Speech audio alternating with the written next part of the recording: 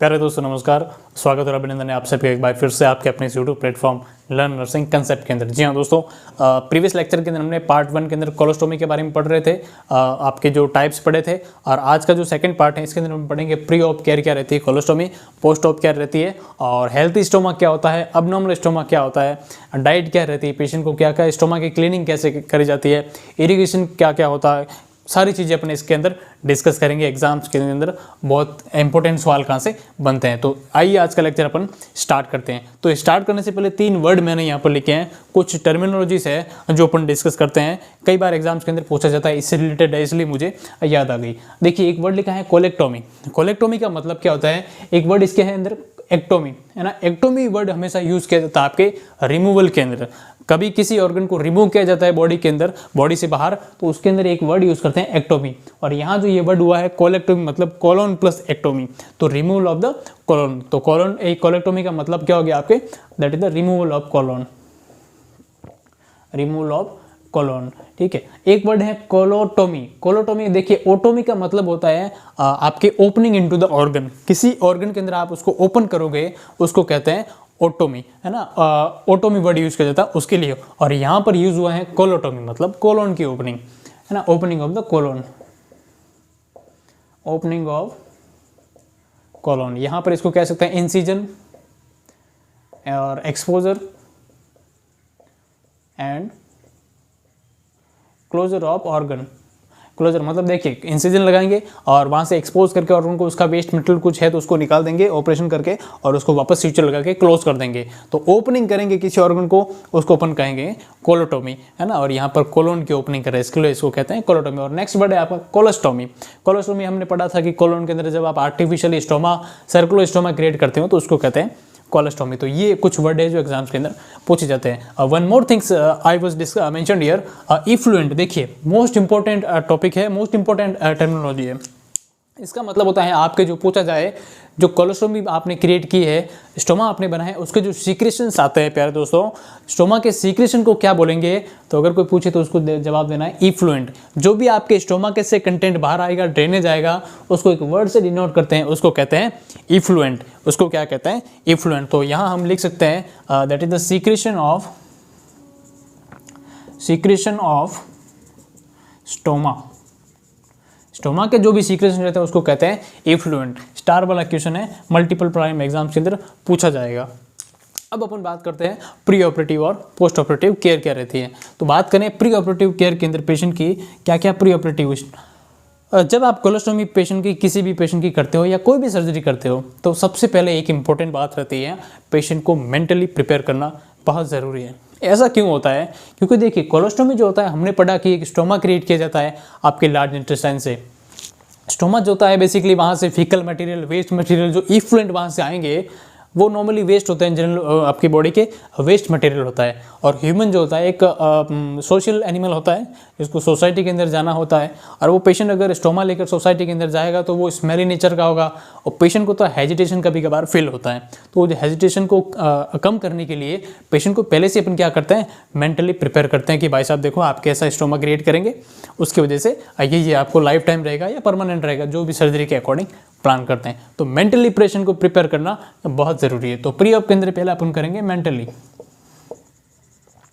Mentally prepare patient. ठीक है, patient को क्या करेंगे, मेंटली प्रिपेयर करेंगे। और ये जो मेंटली प्रिपेयर करेंगे प्यारे दोस्तों, वो सेकंड कैसे करेंगे अपन, पेशेंट का लिया जाता है कंसेंट लिया जाता है। जब मेंटली पेशेंट प्रिपेयर हो जाएगा तो पेशेंट का क्या लेंगे, कंसेंट। एक वर्ड होता है कंसेंट लिया जाता है, बहुत इंपॉर्टेंट। कंसेंट जो होता है प्यारे दोस्तों, ये एक लीगल डॉक्यूमेंट होता है। क्या होता है, लीगल डॉक्यूमेंट होता है, और उसके अंदर पेशेंट को सारी चीज़ें एक्सप्लेन की जाती हैं about the disease condition, about the progression of the disease, and उसके जो ऑपरेशन क्या क्या कर सकते हैं, सर्जरी क्या क्या ऑप्शन होते हैं, या उसके प्रोग्नोसिस कैसे होते हैं, रिस्क फैक्टर क्या क्या होते हैं, ब्लड लॉस होगा, रिस्क फॉर इन्फेक्शन हो सकता है, कॉम्प्लिकेशंस क्या क्या रहते हैं, वो सारी चीज़ें पेशेंट को एक्सप्लेन करेंगे। और पेशेंट का लीगली सिग्नेचर वहाँ पर लिया जाता है, उसको अपन क्या कहते हैं, कंसेंट। बहुत टाइप के कंसेंट होते हैं, लेकिन सवाल क्या पूछा जाएगा, इंपॉर्टेंट थिंग्स है, कंसेंट लेता कौन है।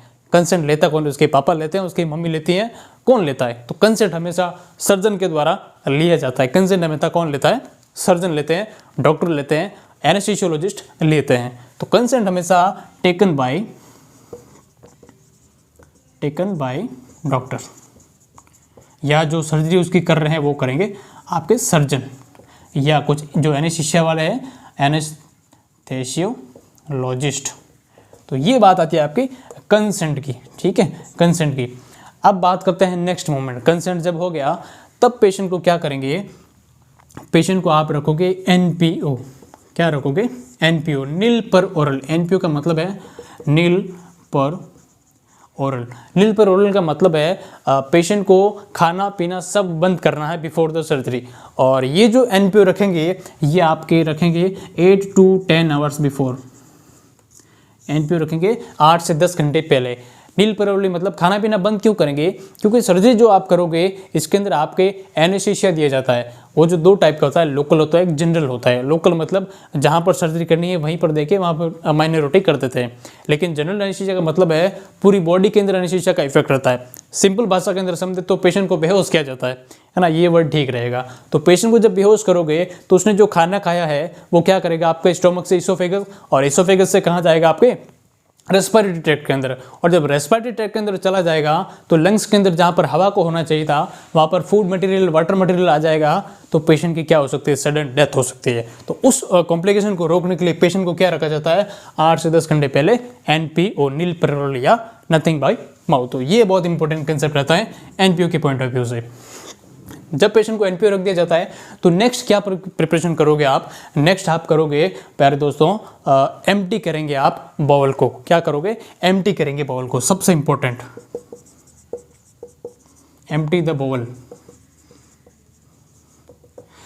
बाउल का मतलब होता है इंटेस्टाइन। तो यहाँ पर इंटेस्टाइन, लार्ज इंटेस्टाइन के अंदर अब आप सर्जरी कोलोस्टोमी करने जा रहे हो तो इंटेस्टाइन को खाली करना बहुत ज़रूरी होता है। खाली क्यों करेंगे, ताकि वहाँ पर कोई फीकल मटेरियल ना हो, कोई फूड मटेरियल ना हो, और वो अल्टीमेटली कहीं की सर्जरी के अंदर इंटरप्रिटेड ना करे या इंटरप्शन कॉज ना करे। तो बाउल हमेशा प्रिपेयर किया जाता है, एम्प्टी खाली किया जाता है। पूछा जाए कब किया जाता है, सुबह किया जाता है, शाम को या रात को, तो आपको याद रखना है जिस दिन सर्जरी है उसी दिन मॉर्निंग के अंदर एम्प्टी करेंगे बाउल की। करेंगे कब करेंगे, तो मॉर्निंग ऑफ सर्जरी। उस टाइम पेशेंट का क्या करेंगे आप, एम्प्टी करेंगे बाउल को, ठीक है। और ये जो बाउल की एम्प्टिंग होती है आप बहुत सारे तरीके से कर सकते हैं। उसके अंदर पेशेंट को क्या दिया जाता है, एनीमा दिया जाता है ना, एनीमा। और एक होता है आपके एक पेगलेक सॉल्यूशन होता है, जो पेगलेक सचेट आता है। एक होता है पेगलेक जो होता है एक सॉल्यूशन होता है, मेडिकेशन होती है, पाउडर फॉर्म के अंदर आता है, जिसके अंदर साल्ट होते हैं, बेसिकली लेग्जेटिव टाइप्स के होते हैं, है ना। जो लेग्जेटिव वो क्या करेंगे, अल्टीमेटली आपके एनीमा और ये मिलकर पेरिस्टाल्टिक मूवमेंट को बढ़ाएंगे और पेशेंट का जो स्टूल मटेरियल खाली करेंगे और इंटेस्टाइन को खाली करेंगे, ठीक है। तो इससे क्या होगा, आपका बाउल जो होता है एम्प्टी हो जाएगा। कब करेंगे, मॉर्निंग ऑफ द सर्जरी, ठीक है। नेक्स्ट अपन एक और इंपॉर्टेंट पॉइंट पढ़ते हैं आपके, पेशेंट का करेंगे पार्ट प्रिपरेशन। पार्ट प्रिपरेशन का मतलब होता है जहाँ पर आप सर्जरी करोगे और वहाँ पर एब्डोमेन के अंदर कोई, स्किन के अंदर कोई एक्स्ट्रा हेयर ग्रोथ हो रखी है तो उसको आप प्रॉपर क्लिपिंग करवाएंगे। और पेशेंट को दिया जाता है स्क्रब बाथ। क्या दिया जाता है, स्क्रब बाथ, ताकि वहाँ पर बिटाडीन से दिया जाता है ताकि वहाँ पर कुछ माइक्रो ऑर्गेनिज्म की ग्रोथ हो रखी हो तो वो किलिंग हो जाए और जो फील्ड है वो क्या हो जाए, स्टेराइल हो जाए। तो ये कंसेप्ट रहता है पार्ट प्रिपरेशन का, है ना। अब नेक्स्ट बात आती है, जैसे हमने यहाँ पर एनपीओ रख दिया 8 से 10 घंटे पहले, तो पूछा जाए कि 24 घंटे पहले आप क्या करोगे, क्या पेशेंट को 24 आवर्स पहले एनपीओ रख सकते हैं? तो उसका क्या कंसेप्ट रहता है, तो 24 आवर्स बिफोर, तो 24 घंटे पहले क्या करोगे, तो एनपीओ नहीं रखेंगे। उस टाइम पेशेंट को हम क्या देंगे, क्लियर लिक्विड डाइट। क्या देंगे पेशेंट को, that is the clear liquid diet. Patient को देंगे क्लियर लिक्विड डाइट, जो पानी जैसा खाना होता है। फॉर एग्जांपल आपके ORS वाटर हो गया, फॉर एग्जांपल आपके ग्लूकोज वाटर हो गया, कोकोनट वाटर हो गया, दाल वाटर, राइस वाटर, जो क्लियर लिक्विड टाइप के होते हैं वो देंगे, ठीक है। अब बात करेंगे पेशेंट को 2 से 3 दिन पहले, 2 to 3 days बिफोर क्या देंगे, है ना, सर्जरी के 2 से 3 दिन पहले क्या देंगे, तो उस टाइम पेशेंट को देंगे आप सॉफ्ट डाइट। उस टाइम क्या देंगे, that is the soft diet. Soft diet या इसको कहते हैं सेमी सॉलिड डाइट, इसको कहते हैं that is the semi solid diet, जिसके अंदर बेसिकली लो फाइबर डाइट पेशेंट को दी जाती है ना। 2 से 3 दिन पहले का है या 48 to 72 आवर्स, ये भी बात यहाँ पर सही है। अब पूछा जाए तो 24 से 48 से 72 घंटे या 2 से 3 दिन पहले आपने सॉफ्ट डाइट दे दी साहब, तो मोर देन 3 डेज हो तो क्या करेंगे, है ना, मोर देन 3 दिन से ज़्यादा, उससे पहले क्या क्या प्रिपरेशन करेंगे, कुछ नहीं करना है, कुछ नहीं करना है। जैसा पेशेंट नॉर्मल डाइट ले रहा था वैसा लेंगे। तो 3 दिन से ज़्यादा अगर कोई प्रिपरेशन पूछे तो कुछ नहीं करना, nothing to do. And more than 3 days, तो उस टाइम क्या करेंगे, normal diet, that is the normal right. तो ये कुछ कंसेप्ट रहता है आपके pre op checklist, pre op के अंदर कि पेशेंट को कंसेंट लेंगे, एनपीओ रखेंगे, एम्प्टी करेंगे बाउल को, सबसे इंपॉर्टेंट रहता है, पार्ट प्रिपरेशन करेंगे, और जो है लिक्विड का और डाइट का क्या यहाँ पर रोल रहता है। उसके बाद में पेशेंट को जिस दिन सर्जरी है उसके अंदर पेशेंट को शिफ्ट किया जाता है ओटी के अंदर। ऑपरेशन के बाद में क्या रहेगी केयर, पेशेंट आपके पास रिसीव होता है। अब हम मूवमेंट करते हैं पोस्ट ऑप केयर की तरफ। बात करें क्या क्या रहती है पेशेंट की post op care after colostomy and stoma creation के बाद में। तो जब पेशेंट आपके पास रिसीव होते हैं तो पोस्ट ऑप केयर हम क्या कहेंगे, लेट्स सपोज ये आपका इंटेस्टाइन है और इसको यहाँ पर सिग्मोइड कॉलोन के अंदर क्या क्या है, स्टोमा को क्रिएट कर दिया है, यहाँ पर कोलोस्टोमी कर दी गई है। अब पोस्ट ऑप क्या रहती है, जैसे ही पेशेंट आपके पास रिसीव होता है तो सबसे पहला काम क्या रहता है, वो होता है आपको वाइटल साइन चेक करने रहता है ऑलवेज। तो फर्स्ट आपकी क्या रहता है पोस्ट ऑप के अंदर, चेक द वाइटल ना, वाइटल्स चेकिंग। वाइटल जो होते हैं वो आपके नॉर्मली बॉडी की, जैसे ब्लड प्रेशर हो गया, टेम्परेचर हो गया, SpO2 हो गया, है ना, जिसके अंदर आपके रेस्पिरेटरी रेट हो गया, पल्स रेट हो गया, ये अपन चेक करते हैं ताकि पेशेंट की जनरल कंडीशन अपन देख सके, वो नॉर्मल होने चाहिए। सबसे पहले तो आपकी वाइटल शुड भी नॉर्मल। सेकंड बात करें तो इमीडिएटली पोस्ट ऑप सबसे पहले आप क्या करोगे, तो आपको असेस करना है एनी ब्लीडिंग के लिए। जब कोई पेशेंट आपके पास कोलोस्टोमी या स्टोमा केयर का आता है तो आपको असेस करना है ब्लीडिंग के लिए, है ना। असेस करिए अपन, असेस फॉर ब्लीडिंग। देखिए लार्ज इंटेस्टाइन होता है, कोलन जो होता है एक मेजर वेस्कुलर ऑर्गन होता है, मेजर ब्लड सप्लाई यहाँ पर होती है, और अगर इसकी सर्जरी करते हैं तो यहाँ पर रिस्क हो सकती है ब्लीडिंग की इमीडिएटली पोस्ट ऑपरेटिव, है ना। तो आपको असेस करना है कि कोई ब्लीडिंग तो नहीं है। अगर ब्लीडिंग प्रेजेंट है तो हम क्या करेंगे, फर्दर इन्फॉर्म करेंगे फर्दर फैसिलिटी या जो हेल्थ केयर प्रोवाइडर है उनको। तो हम क्या करेंगे, यहाँ पर असेस करेंगे ब्लीडिंग के लिए। नेक्स्ट इंपॉर्टेंट और बहुत इंपॉर्टेंट बात होती है स्टोमा केयर के पॉइंट ऑफ व्यू से, आपको असेस करना है कलर ऑफ द स्किन। क्या करना है, कलर ऑफ द स्किन। क्या रहता है, colour of the skin, colour of skin या स्टोमा का कलर कैसा है, मेन पॉइंट अब आपके यहाँ पे आता है। एग्जाम्स के अंदर आपके सवाल यहीं से बनेगा, 100% गारंटी है। ये जो पॉइंट होता है यहाँ पे एग्जाम के पॉइंट ऑफ व्यू से सवाल बनाने का सबसे बड़ा सोर्स होता है। तो आइए इसको डिस्कस करते हैं। देखिए जो आपने स्टोमा क्रिएट किया है, पहले अपन देखते हैं कि नॉर्मल हेल्दी स्टोमा किसको कहेंगे। हम यहाँ पर लिखते हैं, ध्यान से देखिएगा, दैट इज द फर्स्ट देखते हैं नॉर्मल स्टोमा।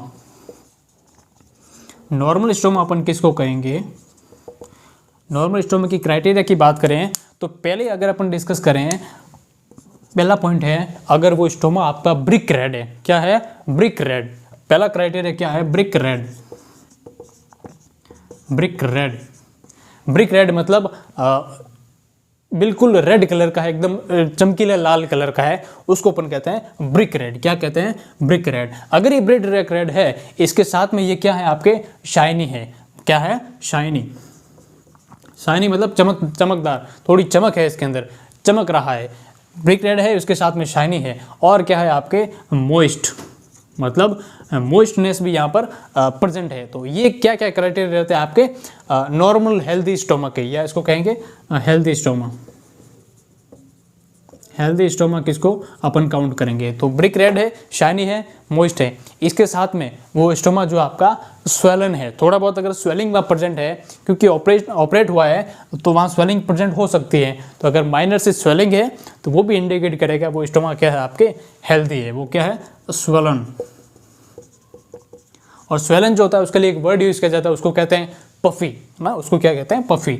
या स्वेलन की जगह दैट इज द पफी और लार्ज। देखिए जब पफीनेस यहाँ पर प्रेजेंट रहेगी तो स्टोमा की साइज थोड़ी सी लार्ज हमको फील होगी, तो ये इंडिकेट करता है कि वो पर आपके नॉर्मल स्टोमा है, हेल्दी स्टोमा, उसके अंदर आपको कुछ भी करने की जरूरत नहीं है। नेक्स्ट अपन बात करें तो एक और क्राइटेरिया है, जब आपका स्टोमा क्रिएट होकर आता है तो हम नॉर्मल किसको काउंट करेंगे, अगर वहाँ पर ऊजिंग होती है आपको टच करने से। नेक्स्ट क्राइटेरिया क्या आता है, that is the oozing. Ojing on touch. Ojing on touching का क्या मतलब होता है? ओजिंग का मतलब होता है ब्लीडिंग, है ना। और यहाँ पर क्राइटेरिया है टच करने पर ब्लीडिंग। माइनर से जब देखिए हमने कहा कि इंटेस्टाइन जो था आपका लार्ज वेस्कुलर ऑर्गन होता है, ब्लड सप्लाई बहुत अच्छे से होती है, और जब आप स्टोमक को स्टेराइल टेक्निक से, असेप्टिक टेक्निक से आप उसको टच करके प्रेस करोगे थोड़ा सा, तो हो सकता है वहाँ पर माइनर सी ब्लीडिंग हो जाए। माइनर सी ब्लीडिंग प्यारे दोस्तों, यहाँ पर ब्लीडिंग ज़्यादा की बात नहीं कर रहा हूँ, माइनर सी ब्लीडिंग। तो जब आप टच करोगे तो अगर ब्लीडिंग हो रही है थोड़ी बहुत, तो इंडिकेट करता है कि वहाँ पर सर्कुलेशन है और पेशेंट का जो स्टोमा है वो क्या है, नॉर्मल स्टोमा है। तो ऊजिंग ऑन द टच, तो ये इंडिकेट करेगा पेशेंट का स्टोमा हेल्दी है। नेक्स्ट क्राइटेरिया की बात करें तो एक और क्राइटेरिया होता है, उसको अपन क्या कहेंगे प्यारे दोस्तों, वहाँ पर जो होता है no stool drainage. No stool drainage, ये बहुत इंपॉर्टेंट बात होती है। No stool drainage, no stool drain, no stool drain मतलब वहाँ से कुछ भी लीकेज नहीं होगा, स्टूल्स का कोई ड्रेनेज नहीं होगा। और वो जो ड्रेनेज होगा वो कब तक नहीं होगा, मल्टीपल्स बुक्स कभी कभार 2 से 3 दिन बताती है, कोई 4 से 5 दिन बताती है ना। तो हम कह सकते थे 3 to 5 डेज या 3 to 4 डेज, है ना, 3 से 5 दिन, 3 to 4 डेज आफ्टर उसके बाद में हो सकती है। क्योंकि देखिए हमने पेशेंट का ऑपरेशन किया है, पेशेंट को प्री ऑपरेटली एनपीओ रखा है पेशेंट को, और ऑपरेशन के बाद में अलाउ कुछ भी किया नहीं है क्योंकि उसका गैग रिफ्लेक्स प्रेजेंट नहीं है। तो वहाँ पर स्टूल की कंसिस्टेंसी, स्टूल तो प्रेजेंट हो गई नहीं, अगर प्रेजेंट है तो अब नॉर्मल है, लेकिन नो स्टूल ड्रेनेज अगर वहाँ है और वो नॉर्मली 2 से 3 दिन या 3 से 4 दिन तक कोई स्टूल का ड्रेनेज वहाँ पर नहीं होगा, ये इंडिकेट करता है आपके नॉर्मल हेल्दी स्टोमक को। और जब 3 दिन के बाद में वो आएगा तो नॉर्मली लिक्विड टाइप का होगा। कैसा होगा? लिक्विड, क्योंकि वहाँ पर पेरिस्टाल्टिक मूवमेंट नहीं है। नेक्स्ट एक और क्राइटेरिया की बात करें तो वहाँ पर देखिए स्टोमा तो हमने क्रिएट किया, खाना तो कुछ नहीं खाया, लेकिन हमने कहा था यहाँ पर जो म्यूकस ग्लैंड्स होती है वो कंटिन्यूस सीक्रेशन करती हैं। तो म्यूकस का प्रोडक्शन अगर हो रहा है लिटिल अमाउंट के अंदर, तो वो हम कह सकते हैं कि स्टोमा हेल्दी है ना। तो इसको कह सकते हैं म्यूकस, या एक और वर्ड यूज करते हैं सीरो सांग्विनस सीक्रेशन। क्या यूज करते हैं? That is the serosanguineous secretion. Serosanguineous secretion क्या होते हैं? ये बॉडी के नॉर्मल सीक्रेशन होते हैं, लाइट पिंक से सीक्रेशन होते हैं, ब्लीडिंग नहीं होती इसके अंदर। तो इसको अपन ये काउंट करेंगे किसके अंदर? नॉर्मल हेल्दी स्टमक के अंदर। तो ये कुछ क्राइटेरिया है, एग्जाम्स के अंदर आपके ये नॉर्मली पूछे जाते हैं 1 2 3 4 5। ये जो आपके क्राइटेरिया है याद करने हैं, ये इंडिकेट करते हैं कि पेशेंट का स्टमक क्या है, हेल्दी है। इस कंडीशन के आपको कोई भी ट्रीटमेंट या कोई भी इंटरवेंशन लेने की नीड नहीं है। लेकिन बात करता है कि कब हम काउंट करेंगे कि पेशेंट का स्टोमा जो है आपने क्रिएट किया है अब नॉर्मल है, यहाँ पर इंटरवेंशन लेने की ज़रूरत है, यहाँ पर जो ऑपरेशन आपने किया है वो फेल हो सकता है या पेशेंट की जान पे बात आ सकती है। अब अपन डिस्कस करते हैं अबनॉर्मलिटी क्या क्या होती है स्टोमा की। देखिए तो बात करते हैं अबनॉर्मल स्टोमा अपन कब काउंट करें, तो उसके क्या क्या क्राइटेरिया रहते हैं वो अपन देखते हैं। यहाँ से भी आपके एग्जाम के पॉइंट ऑफ व्यू से सवाल बनने का मेजर सोर्स होता है। तो देखिए ये जो आपका स्टोमा है, जब आपने पेशेंट को कलर ऑफ स्किन स्टोमा की असेस की और आपको ब्रिक रेड की बजाय डार्क रेड आपको देखने को मिली, क्या मिली आपको? That is the dark red. Dark red आपको देखने को मिली स्किन। जो हमने क्या कहा था यहाँ पर ब्रिक रेड होनी चाहिए, वो क्या हो गई आपके डार्क रेड हो गई। तो ये इंडिकेट करता है कि आपका स्टोमा क्या हो गया, वहाँ पर अनहेल्दी या कुछ कॉम्प्लिकेशन हो सकते हैं। डार्क रेड के साथ में यह आपका स्टोमा जो है पर्पल कलर का हो गया है। कैसा हो गया प्यारे दोस्तों? That is the purple colour. Purple colour का हो गया है। या अपन बात करें पर्पल की बजाय वहाँ पर ब्लैक कलर का हो गया है। कैसा हो गया है? ब्लैक कलर का। और जब ब्लैक कलर का होगा तो ये तीनों चीज़ें क्या इंडिकेट करती हैं कि कहीं न कहीं वहाँ पर डिक्रीज हुई है आपकी ब्लड सप्लाई। क्या डिक्रीज हुई है? Blood supply. तो ये इंडिकेट करता है decrease blood supply, decrease blood supply. और वही अपन बात करें, ये डार्क रेड की बजाय यहाँ पर लाइट पिंक हो गया ना। डार्क रेड ये डिक्रीज ब्लड सप्लाई को इंडिकेट करता है। लाइट पिंक हो जाए तब क्या करेंगे? तो हम लिखते हैं लाइट पिंक, या इसको कहते हैं पेल पिंक। ये भी वर्ड कभी कभार यूज किया जाता है। तो अगर लाइट पिंक या पेल पिंक आपको स्टोमा दिखाई दे, उसका मतलब होता है पहला क्राइटेरिया तो यही है कि ये इंडिकेट करता है कि वहाँ पर डिक्रीज हुई है ब्लड सप्लाई। सेकंड क्राइटेरिया ये होता है कि कहीं न कहीं पेशेंट का डिक्रीज हुआ है हीमोग्लोबिन कंसंट्रेशन। क्या हुआ है? हीमोग्लोबिन कम हो गया पेशेंट का, तो डिक्रीज हो गया है हीमोग्लोबिन। हीमोग्लोबिन की वजह से जो है आपकी आरबीसी रेड होती है और ब्लड रेड होता है। तो हीमोग्लोबिन जब नहीं रहेगा तो ये आपके लाइट पिंक हो जाएगा। यह इंडिकेट करता है आपके हीमेटोक्रिट का लेवल अगर कम हो गया है, ये भी एक पॉइंट है, डिक्रीज होगी आपकी हीमेटोक्रिट, HCT जिसको अपन कहते हैं। तो ये इंडिकेट करता है, या ये जब ये इंडिकेशन रहेगा तो इसका मतलब है पेशेंट कहीं कहीं क्या है, आपके एनीमिक पेशेंट है, एनीमिया हो गया पेशेंट को, तो ये इंडिकेट करता है आपका स्टोमक क्या हो गया, अनहेल्दी होता है। बार बार मल्टीपल टाइम्स स्टार वाले क्वेश्चन है, हर बार एग्जाम्स के अंदर पूछे जाएंगे, सवाल आपके यहीं से बनेगा। याद लेना, कुछ भी कर लेना, लेकिन आपको याद यही बातें रखनी है। एग्जाम्स के अंदर पूछा जाएगा, पेशेंट आपके पास रिसीव हुआ है और आपने जो है स्टोमक असेस किया और आपको ब्लैक कलर की फाइंडिंग वहाँ पर देखने को मिली या डार्क रेड की फाइंडिंग आपको देखने को मिली। अब आप क्या करोगे, आप डॉक्यूमेंट करोगे फाइंडिंग, या आप पेशेंट को IV फ्लूइड स्टार्ट करोगे, IV एंटीबायोटिक स्टार्ट करोगे, या इन्फॉर्म करोगे फैकल्टी को। तो आपको इन्फॉर्म करना है हेल्थ केयर प्रोवाइडर को। तो यहाँ पर क्या करना है, आपको सबसे इंपॉर्टेंट बात रहती है, ऐसी जब कोई कंडीशन होती है तो अबनॉर्मल स्टोमक के अंदर क्या करोगे, inform to HCP health care provider, ये आपको ध्यान में रखना है, सवाल आपके यहीं से बनेगा। अब जब हमने ये नॉर्मल अबनॉर्मल स्टोमा देखा, तो जब इसकी बात करते हैं इसकी ड्रेसिंग पर, स्टोमा की ड्रेसिंग के क्या क्या क्राइटेरिया रहते हैं, ड्रेसिंग कब करते हैं, आइए बात करते हैं ड्रेसिंग की।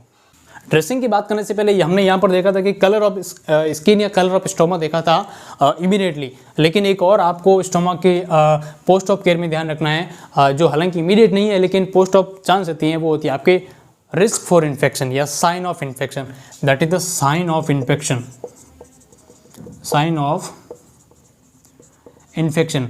इन्फेक्शन के साइन हालांकि इमीडिएटली पोस्ट ऑपरेटिव नहीं होते हैं, आपके 48 से 72 आवर्स के बाद में शो करेंगे। कभी कभार आपको पूछा जाएगा कि पेशेंट इमीडिएटली आया आपके अंदर, क्या उसको असेस करोगे, साइन ऑफ इन्फेक्शन असेस करोगे, साइन ऑफ ब्लीडिंग असेस करोगे, या कुछ और असेस करोगे, डॉक्यूमेंट करोगे, या क्रॉस असेस करोगे।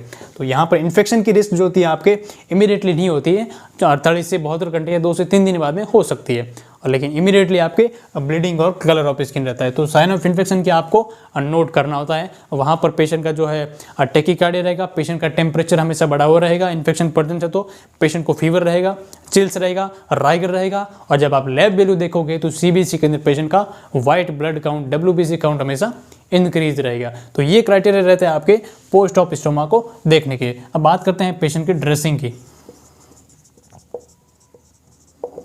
कि स्टोमा की ड्रेसिंग कब करोगे।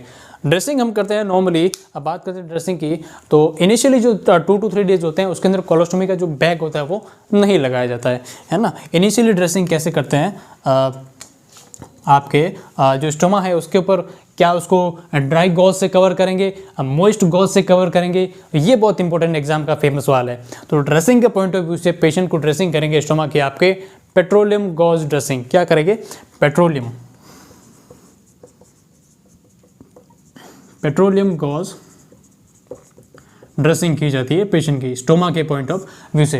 पेट्रोलियम मतलब पेट्रोल नहीं होता है, ऐसा नहीं कि पेट्रोल घास प्लेट का छिड़काव करके उस पर ड्रेसिंग कर दी, पेट्रोल वो नहीं होता है। पेट्रोलियम गॉज ड्रेसिंग एक मेडिकल सॉल्यूशन होता है, उसके अंदर एंटीसेप्टिक होते हैं और उसको मॉइस्ट रखता है बेसिकली, तो वो होता है आपके पेट्रोलियम गॉज ड्रेसिंग, ठीक है। और initially 2 to 3 days no bag, हालांकि बैग नहीं लगाते हैं ना। बात करें 2 से 3 दिन के बाद की बात करें तो 2 to 3 डेज के बाद में बात करें तो उसको क्या जाता है basically 1% zinc oxide, 1% that is the 1% zinc oxide का स्प्रे किया जाता है, जिंक ऑक्साइड का स्प्रे। और उसके बाद में क्या करते हैं, आपके बैग का प्लेसमेंट किया जाता है और ड्रेनेज को कंटिन्यू फिर मॉनिटर करते हैं। तो ये क्राइटेरिया रहता है आपके, कुछ बात रहती है ड्रेसिंग को लेकर। अब अपन मूवमेंट करते हैं कि जब आपने बैग भी लगा दिया है तब आपकी स्टूल की कंसिस्टेंसी कैसी रहती है। One more point from the exams के पॉइंट ऑफ व्यू से जहाँ पर क्वेश्चन बनते हैं, स्टूल की कंसिस्टेंसी अभी अपन पढ़ते हैं। अब अपन बात करते हैं स्टूल की कंसिस्टेंसी पोस्ट ऑपरेटिव पेशेंट की कैसी रहती है इन द कोलोस्टोमी। तो देखिए जैसा कि हमने इंटेस्टाइन बनाई है, अलग अलग इसकी लोकेशन है, आपको जानते हैं कि ये असेंडिंग कॉलन हो गया, that is the transverse colon, that is the descending colon, that is the sigmoid colon. Location के अकॉर्डिंग हमने 4 टाइप की ये भी पढ़ी थी। अब बात करते हैं कि लेट्स सपोज आपके स्टूल असेंडिंग कॉलन के अंदर क्या आपके कोलोस्टोमी की, असेंडिंग कोलोस्टोमी और डिसेंडिंग कोलोस्टोमी।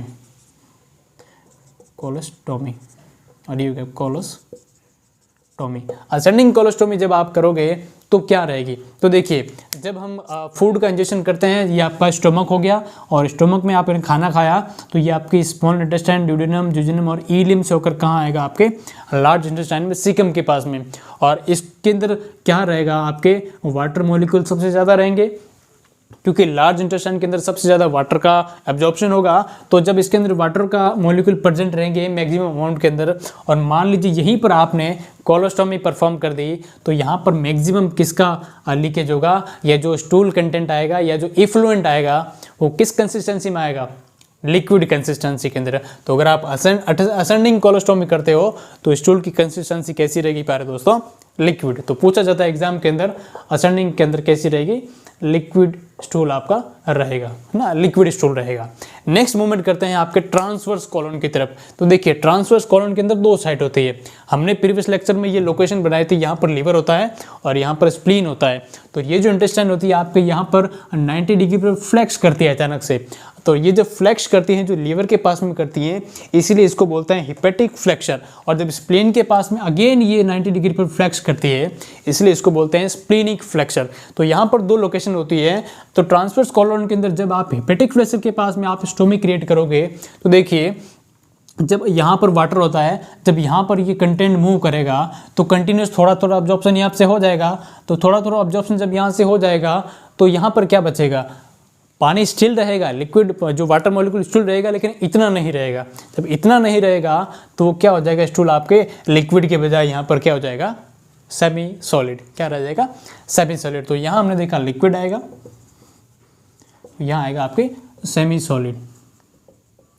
तो जब आप ट्रांसवर्स कॉलम के अंदर करोगे और मान लीजिए यहाँ पर आप कोलोस्टोमी परफॉर्म करोगे स्प्लीनिक फ्लेक्चर के पास में, तो भी फिर भी यहाँ पर अब्जॉर्प्शन होता होता कुछ कंटेंट वाटर का रहेगा। तो यहाँ पर भी आएगा कैसा, आपके सेमी सॉलिड। तो that is the semi solid. तो अब ट्रांसवर्स कॉलम के अंदर आप कोलोस्टोमी परफॉर्म करते हो तो स्टूल कैसा आएगा, सेमी सॉलिड। सेमी सॉलिड, या इसको एक वर्ड कहते हैं अनफॉर्म्ड। क्या कहेंगे, अनफॉर्म्ड। अनफॉर्म के नाम से जाना जाता है, एग्जाम्स के अंदर पूछा जाता है। बात करें नेक्स्ट डिसेंडिंग कॉलम की तरफ, ये आपका डिसेंडिंग कॉलम है। तो यहाँ पर जब बात करोगे तो यहाँ पर वाटर मॉलिक्यूल तो ऑब्जॉर्ब हो जाएंगे, लेकिन स्टिल ये अभी तक पूरा नीचे नहीं पहुँचा है, स्टिल इसके अंदर क्या रहेगा, आपके वाटर मॉलिक्यूल प्रेजेंट रहेंगे। तो यहाँ पर जो स्टूल कंसिस्टेंसी रहेगी वो भी कैसी रहेगी, आपके semi solid. That is the semi solid या अनफॉर्म्ड, अनफॉर्म्ड रहेगा। लेकिन जब आप बात करते हैं सिग्मोइड कोलोस्टोमी, तो जो मूवमेंट आप इसका मटेरियल का हो रहा है, यहाँ तक आते आते पूरा वाटर का एब्जॉर्प्शन जब हो जाएगा, और जब एब्जॉर्प्शन जब हो जाएगा तो जो वेस्ट मटेरियल यहाँ पर बचेगा वो क्या रहेगा, प्योर स्टूल रहेगा, है ना। वहाँ पर कोई वाटर मॉलिक्यूल नहीं रहेंगे, कोई इलेक्ट्रोलाइट नहीं रहेंगे, कोई भी आपके न्यूट्रिएंट नहीं बचेंगे। तो वो बिल्कुल वेस्ट मटेरियल जब यहाँ से बाहर जाएगा तो वो क्या रहेगा, फॉर्म्ड टाइप का रहेगा। स्टूल कंसिस्टेंसी क्या रहेगी, फॉर्म टाइप की रहेगी। फॉर्म टाइप की क्या रहेगी, स्टूल कंसिस्टेंसी। सॉलिड वर्ड कभी यूज़ नहीं करना है। सॉलिड होता है हमेशा सरिया, सरिया जो होता है वो होता है सॉलिड होता है, स्टूल हमेशा सॉलिड नहीं होता है। तो ये वर्ड आप यूज़ नहीं करेंगे कभी। स्टूल वर्ड के लिए हम यूज़ करते हैं फॉर्म्ड वर्ड, एक ही होता है जो यूज़ करते हैं। तो यहाँ पर सिग्मोइड कोलोस्टोमी जब करोगे तो स्टूल कैसा रहेगा, आपके फॉर्म्ड। तो ये रहेगा आपके स्टूल कंसिस्टेंसी के अकॉर्डिंग। सवाल आपके यहीं से पूछा जाएंगे। तो देखिए ये होती है आपकी राइट साइड होती है, और ये यहाँ पर आपकी लेफ्ट साइड होती है। तो जब आप असेंडिंग कॉलम के अंदर आप परफॉर्म करते हो कोलोस्टोमी जब भी, तो कंसिस्टेंसी कैसी रहती है, हमेशा लिक्विड रहती है। और हमने एक टाइप के अंदर पढ़ा था स्टूल कंसिस्टेंसी के बेसिस पर, मैंने आपको बताया था कंसिस्टेंसी के अकॉर्डिंग आपके 4 टाइप की होती हैं। यही जो सेम रखा है असेंडिंग और ट्रांसवर्स डिसेंडिंग सिग्मोइड कोलोस्टोमी। और जब कंसिस्टेंसी के अकॉर्डिंग हमने 2 पढ़ी थी, एक होती है वेट कोलोस्टोमी, एक होती है ड्राई कोलोस्टोमी। तो वेट कोलोस्टोमी के अंदर हमने ये भी देखा था कि वेट कोलोस्टोमी की साइड कौन सी होती है, हमेशा असेंडिंग कॉलम। असेंडिंग कॉलम के अंदर हमेशा आपके वेट कोलोस्टोमी की जाती है, उसको वेट कोलोस्टोमी बोला जाता है। क्यों कहते हैं उसको, क्योंकि यहाँ पर स्टूल कंसिस्टेंसी कैसी होती है, हमेशा लिक्विड होती है, जो नॉर्मली वाटर मॉलिक्यूल सारा इसके अंदर होता है। इसलिए राइट साइड के अंदर हमेशा की जाती है आपके असेंडिंग कोलोस्टोमी, और राइट साइड के अंदर को हम कहते हैं वेट कोलोस्टोमी। तो ये छोटा सिंपल सा कंसेप्ट है। हम मूवमेंट करते हैं नेक्स्ट। तो ये आपके हो गया स्टूल कंसिस्टेंसी। नेक्स्ट अपन मूवमेंट करते हैं इरिगेशन की तरफ। नेक्स्ट हमारा क्या टॉपिक है, इरिगेशन। कोलोस्टोमी जो स्टोमा आपने क्रिएट किया उसका इरिगेशन क्या क्या होता है, क्या क्या स्टेप्स होते हैं। तो इरिगेशन का मतलब होता है उसके अंदर कुछ सॉल्यूशन डालकर उसको वॉश किया जाता है प्रॉपर्ली, असेप्टिक टेक्निक का यूज़ करके, उसको अपन क्या कहते हैं, इरिगेशन कहते हैं। उसको क्या कहते हैं, इरिगेशन कहते हैं। तो देखिए इरिगेशन कब करना चाहिए, तो इरिगेशन के लिए हमेशा एक क्राइटेरिया था कि वंस अ डे हमेशा इरिगेशन किया जाता है। इरिगेशन जो होता है once a day, once a day, दिन में एक बार आपको क्या करना है, इरिगेशन परफॉर्म करना है। अब बात करें कि इरिगेशन परफॉर्म करेंगे तो इरिगेशन के अंदर सॉल्यूशन कौन सा होता है, तो सॉल्यूशन आपको याद रखना हमेशा नॉर्मल सलाइन 0.9%। कौन सा सॉल्यूशन होता है, सॉल्यूशन की बात करें, सॉल्यूशन तो वो होता है आपके नॉर्मल सलाइन, NS जो होता है 0.9%। तो ये होता है आपके सॉल्यूशन होता है। बात करें कि जो कैथेटर आप यूज़ करोगे इरिगेशन के लिए, कैथेटर को आपको इंसर्ट कितना करना है ना, कैथेटर को इंसर्ट कितना करना है, कैथेटर को इंसर्ट कितना करना है, तो वो आपको नॉट मोर देन 4 इंच, आपको 4 इंच से ज़्यादा इंसर्ट स्टोमा के अंदर नहीं करना है। तो that is the not more than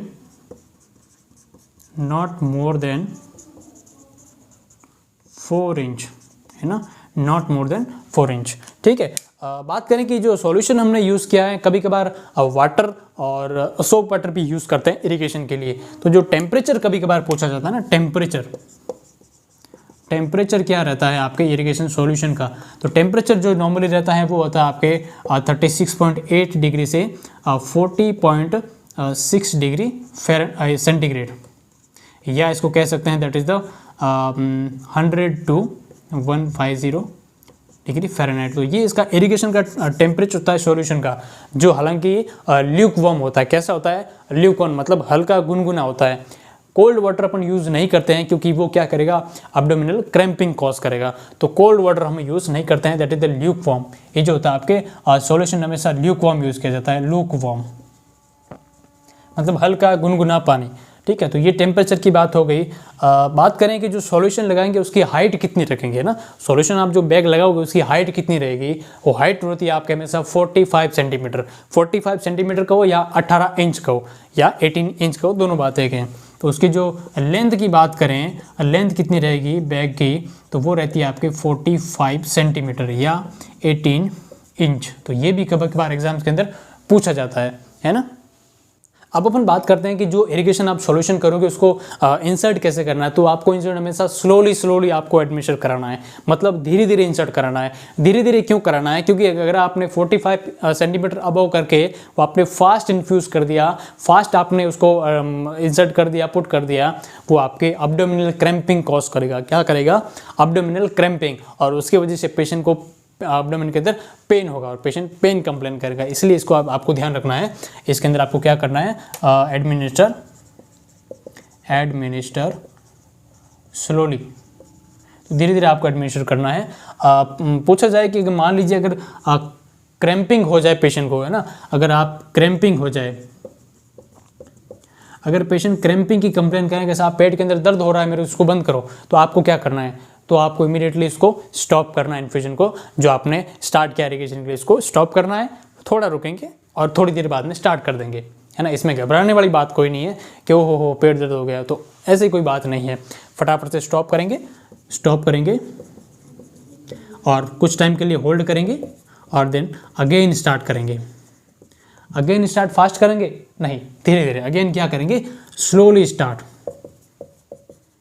तो ये कुछ क्राइटेरिया रहते हैं आपके इरिगेशन के। अब बात करते हैं स्टोमा का बैग जो आपने लगाया है, जब स्टूल कंटेंट इसके अंदर आएगा, इसको खाली कब करना है ना। ये भी एक पॉइंट इंपॉर्टेंट रहता है कि जो आपने स्टोमा जो आपने क्रिएट किया है उसका बैग कब आप खाली करोगे, तो ये भी एक इंपॉर्टेंट पॉइंट रहता है। तो हम देखते हैं बैग एम्प्टी,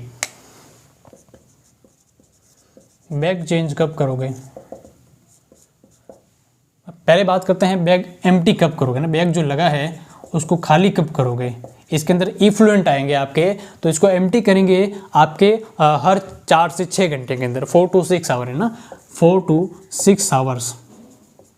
जो भी इसके अंदर कंटेंट है उसको हर 4 से 6 घंटे के बाद में खाली करेंगे। या एक और पॉइंट होता है, जो बैग की टोटल कैपेसिटी है उसका 1/3 अगर बैग फुल हो जाए तो भी क्या करेंगे, बैग को एम्प्टी करेंगे। तो अगर क्या करेंगे, एम्प्टी करेंगे, 1/3 जो बैग होता है फुल हो जाए तो उसको क्या करेंगे, बैग को एम्प्टी कर देंगे। मान लीजिए कि 2 घंटे हो गए हैं और वो 1/3 फुल नहीं हुआ है तो उसको चेंज नहीं करेंगे। मान लीजिए कि 6 घंटे हो गए, 8 घंटे हो गए, लेकिन थोड़ा सा ही आया, लेकिन टाइम ड्यूरेशन तो हो गया, उसको खाली करना है। मान लीजिए 1 घंटा हुआ और बैग जो है आधा भर गया, तो क्या करेंगे, उसको खाली करेंगे, बिल्कुल करेंगे। तो 1/3 अगर फुल हो जाए और 4 से 6 घंटे के अंदर उसको खाली करना है। नेक्स्ट मूवमेंट करते हैं, बैग चेंज कब करेंगे। बैग को चेंजिंग भी बहुत इंपॉर्टेंट बात रहती है। तो बैग देखिए, ये एक असेप्टिक प्रोसीजर होता है, इसके अंदर स्टेरिलिटी को मेंटेन करना बहुत ज़रूरी होता है। तो हम डेली बैग को चेंज नहीं करेंगे। तो एक क्राइटेरिया रहता है कि बैग को हमेशा चेंज आप 5 to 10 डेज़ के अंदर करते हैं। मैक्सिमम जो होता है आप करेंगे 5 to 10 डेज़, है ना। कुछ बुक्स होती है 5 to 7 डेज़ भी बताता है, लेकिन मैक्सिमम आप 5 से 10 दिन के अंदर स्टोमा बैग चेंज करना होता है। या अगर वहाँ पर कोई स्टोमा से लीकेज हो रहा है तो आपको हाथों हाथ चेंज करना है, ये इंपॉर्टेंट बात है। और इफ़ लीकेज, अगर वहाँ पर कोई लीकेज है तो आपको इमीडिएटली क्या करना है, बैग को चेंज करना होता है। और बैग चेंज करने के लिए आपको अगर जस्ट स्टोमा आफ्टर क्रिएट करने के बाद में बैग लगाना है, यहाँ पर वहाँ कोई प्रोसीजर करना है, तो आपको असेप्टिक टेक्निक फॉलो करनी है। और अगर हीलिंग हो जाती है वहाँ पर तो आप क्लीन टेक्निक यूज़ कर सकते हैं। क्यों करते हैं, क्योंकि असेप्टिक टेक्निक मतलब ये है कि हीलिंग नहीं होगी तो वहाँ पर रिस्क होती है इन्फेक्शन की, और उसको प्रिवेंट करने के लिए असेप्टिक टेक्निक हम यूज़ करते हैं। वही अपन बात करें, जब हीलिंग हो जाएगी तब वहाँ पर रिस्क ऑफ इन्फेक्शन जो होती है वो कम हो जाती है, तब वहाँ पर आप क्लीन टेक्निक यूज़ करते हैं। अब अपन बात करते हैं लास्ट, पेशेंट को जब आप एक्सप्लेन करोगे, हेल्थ एजुकेशन दोगे, तो स्टोमा केयर पेशेंट को एक्सप्लेन कर दिया। अब पेशेंट को डाइट के लिए भी बहुत इंपॉर्टेंट एक कॉन्सेप्ट रहता है कि पेशेंट को खाना क्या देंगे। तो डाइट की बात करते हैं, तो डाइट के अंदर जो पेशेंट को आपको खाना दोगे, इनिशियली आप बात करें तो जो फर्स्ट 6 वीक होते हैं, मतलब 1-1.5 महीना होता है, उसके अंदर पेशेंट को आप लो फाइबर डाइट दोगे। क्या दोगे, फर्स्ट 6 वीक, तो फर्स्ट 6 वीक के लिए हम क्या देते हैं, बेसिकली लो फाइबर डाइट, लो फाइबर डाइट। और उसके बाद में हम क्या देते हैं, हाई फाइबर, है ना, high fibre, that is the high fibre and low fibre. ये हो गया आपके डाइट की बात। पहले 6 वीक क्या देंगे, लो फाइबर, उसके बाद में हाई फाइबर। अब जो पेशेंट जो खाना खाएगा उसको पेशेंट को इंस्ट्रक्ट करना है आपको कि जो खाना एक तो थोड़ा थोड़ा खाए और उसको प्रॉपर खाए, है ना। तो एक कंटेंट और लिखते हैं यहाँ पर, एक कि स्मॉल एंड फ्रीक्वेंट आप जो उसको खाना खा रहे हैं, छोटा छोटा खाए लेकिन बार बार खाए, थोड़ी थोड़ी देर में खाए। और नेक्स्ट इंपॉर्टेंट बात और रहती है कि जो पेशेंट खाना खा रहा है उसको प्रॉपर चबाना बहुत ज़रूरी है, ताकि वो डाइजेशन रहेगा, सारे पार्टिकल ब्रेक डाउन हो जाएंगे और डाइजेशन में हेल्प करेगा। तो पेशेंट को बोलना है च्यू प्रॉपर आपको च्यूइंग करनी है ना। नेक्स्ट अपन बात करें, पेशेंट को एक और चीज़ इंस्ट्रक्ट करनी है कि ये जो पेशेंट हम जो सोसाइटी के अंदर जाएंगे तो उसके अंदर स्मेल बहुत करेगा, अगर तो उससे से प्रिवेंट करने के लिए यहाँ पर देखिए, जब ये नॉर्मल इंटेस्टाइन होती है तो हम मान लीजिए कोई गैसेस हो गई या फ्लैटस होती हैं, उसको हमारे जो एनल स्फिंक्टर होता है उसके अंदर हमारा कंट्रोल होता है ना, एनल स्फिंक्टर हमारा कंट्रोल होता है। लेकिन आप मान लीजिए यहाँ पर आपने स्टोमा कर दिया, यहाँ पर स्टोमा कर दिया, तो यहाँ पर हमारा कंट्रोल नहीं होता, यहाँ पर मूवमेंट इनवॉलंटरी होते हैं, तो यहाँ पर इजीली फ्लैटस और गैसेस पास हो सकती है। तो उस कंडीशन से प्रिवेंट करने के लिए पेशेंट को इंस्ट्रक्ट करना है कि उसको अवॉइड करना है गैस फॉर्मिंग फूड। जो फूड जो होते हैं, मटेरियल जो गैस का प्रोडक्शन करते हैं, उसको पेशेंट को अवॉइड करना है, नहीं खाना है। तो पेशेंट को ये भी इन्फॉर्म करेंगे कि आपको अवॉइड करना है gas forming food. Gas forming food की बात करेंगे, इसके अंदर ऑनियन हो गया, आपके ऑनियन है ना, ऑनियन हो गया, या आपके अल्कोहल हो गया, सबसे बड़ा अल्कोहल, या आपके अदर बेवरेजेस है, बेवरेजेस हो गए, या कैबेज हो गया, है ना, दैट इज द कैबेज। तो वो सारे फूड अवॉइड करो। या जो आपके फास्ट फूड होते हैं, जितने भी फास्ट फूड होते हैं, है ना, या जो आपके पैक फूड होते हैं, तो वो पेशेंट को क्या करना है, अवॉइड करने आपको कौन से गैस फॉर्मिंग फूड को, नहीं तो वो बहुत सारी फ्लैटस पास करेगा। नेक्स्ट अपन एक और बात करते हैं, अवॉइड करेंगे गैस फॉर्मिंग फूड। और पेशेंट को एक और चीज़ इंस्ट्रक्ट करनी है कि कुछ जो पार्टिकल्स होते हैं, कुछ फूड मटेरियल पेशेंट को बिल्कुल अवॉइड करने थे। फॉर एग्जांपल आपके कॉर्न हो गया, है ना, कॉर्न होगा, आपके जो पॉपकॉर्न हो गया, आपके जो कुछ सीड्स होते हैं, ये कुछ चीज़ें जो होती है वो अवॉइड करनी है। अवॉइड क्यों करनी रहती हैं, अगर मान लीजिए ये पेशेंट यहाँ पर कुछ सीड्स वाली चीज़ खाएगा, कॉर्न खाएगा, पॉपकॉर्न खाएगा, आपके नट्स खाएगा, बादाम पिस्ता खाएगा, वो क्या करेंगे, हो सकता है कि यहाँ पर आपके स्टोमक को यहाँ पर ब्लॉक कर दिया कर। तो उस ब्लॉकेज से प्रिवेंट करने के लिए, ब्लॉकेज को नहीं बनने के लिए, स्टोमक की इंटीग्रिटी के लिए आपको पेशेंट को ये भी इंस्ट्रक्ट करना है कि आप जो है नट्स है, कुछ सीड्स है, ये चीज़ें कॉर्न पॉपकॉर्न नहीं खाए। तो ये भी हम ऐड कर सकते हैं हेल्थ एजुकेशन अंदर। हाँ, पेशेंट को कहेंगे कि ये आपको अवॉइड करना है, अवॉइड कॉर्न पॉपकॉर्न और आपके कुछ सीड्स जो होते हैं या नट्स होते हैं, है ना। ये क्यों अवॉइड करते हैं, क्योंकि ये क्या करेगा, ब्लॉक कर सकता है, कैन ब्लॉक स्टोमा। स्टोमा को क्या कर सकते हैं, आपके ब्लॉक कर सकते हैं। तो ये कुछ हमारा टॉपिक था कोलोस्टोमी और स्टोमा केयर। सारी चीज़ें हमने डिटेल से डिस्कस की हैं। आई होप आपको कुछ समझ में आया होगा और आपने कुछ नई चीज़ें यहाँ से सीखी होंगी। हम रुकते हैं यहीं पर, मिलते हैं नेक्स्ट वीडियो में। तब तक सीखते रहे, हंसते रहे, मस्त रहे। जय हिंद, जय भारत, धन्यवाद।